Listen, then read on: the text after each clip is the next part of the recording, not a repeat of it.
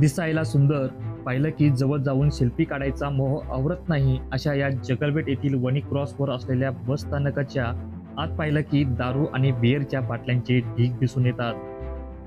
लाज नसलेल्या बेवड्यांच्या या घाणेरड्या कृत्यामुळे बस स्थानकात येणाऱ्या प्रवाशांना मात्र त्याचा त्रास सहन करावा लागतोय. फोडलेल्या बिअरच्या बाटल्यांचे ढीग असल्याने बस स्थानकाबाहेर राहूनच प्रवाशांना बसची वाट पाहावी लागतीये. याचा सर्वाधिक त्रास वणी गावातील नागरिक, महिला, विद्यार्थ्यांना सहन करावा लागतोय. अशी दुर्दैवी परिस्थिती इथे निर्माण झाली आहे.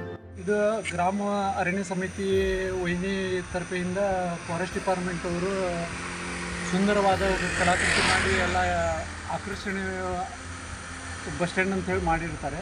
ಅವ್ರು ಖರ್ಚು ಮಾಡಿ ಯಾವ್ದಾದ್ರು ಬಂದು ಪ್ರವಾಸಿಗರಿಗೆ ಒಂದು ಸ್ವಲ್ಪ ಅನುದಾನ ಆಗಲಿ, ಒಂದು ಅರಣ್ಯದಲ್ಲಿ ಬಂದು ಕುಂತಿದ್ದು ಅನ್ನೋ ಥರ ಕಾಣ್ತಾ ಇರೋದೇ ಈ ಥರ ಹೊಲ್ಸ್ ಮಾಡಿದ್ರೆ ಯಾವ ಜನ ಬಂದು ಇಲ್ಲಿ ಕುಂತಿದ್ದು ಮಾಡ್ತಾರೆ ಅಂತ ಹೇಳ್ಕೊಂಡು ನಮ್ದು ಇದೆ. ಅರಣ್ಯ ಇಲಾಖೆ ಮಾಡಿದ್ದಕ್ಕೂ ಭಾಳ ಉಪಕಾರ ಇದೆ. ಆದರೆ ಈ ಮಾಡೋಂಥ ಈ ಸೆರೆ ಕುಡ್ದೆಲ್ಲ ಹಾಳು ಮಾಡೋಂಥವ್ರಿಗೆ ಅದಕ್ಕೆ ಉತ್ತರ ಯಾರು ಅಂತ ಹೇಳ್ಕೊಂಡು, ಹೊಣೆಗಾರ ಯಾರು ಅಂತ ಹೇಳ್ಕೊಂಡು ಒಂದು ಸ್ವಲ್ಪ ಮೇಲಧಿಕಾರಿ ಒಂದು ಸ್ವಲ್ಪ ತಿಳಿಸ್ಬೇಕಂತ ಹೇಳ್ಕೊಂಡು ನಮ್ಮದೆಲ್ಲ ವಿನಂತಿ ಇದೆ. वणी क्रॉसवर असलेल्या या बस स्थानकाची ग्राम वन समितीच्या निधीतून 50,000 रुपये खर्च करून रंगरंगोटी केली आहे. विविध वन्य प्राण्यांची चित्र इथे रेखाटली आहे. ही चित्रे रस्त्यावरून जाणाऱ्या पर्यटकांना भुरळ घालत असून पर्यटक तिथे थांबून सेल्फी फोटो सेशन करतात. मात्र बस स्थानकातील दारूच्या बाटल्यांचा ढीग व दुर्गंधी पाहून ते नाकावर बोट ठेवून तिथून पळ काढत आहेत. याच बस स्थानकावर रात्रीच्या वेळी बेवडे दारू पीत असताना दिसतात. याच रस्त्यावरून अनेक वेळा पोलीस रात्रीची गस्त घालत असतात.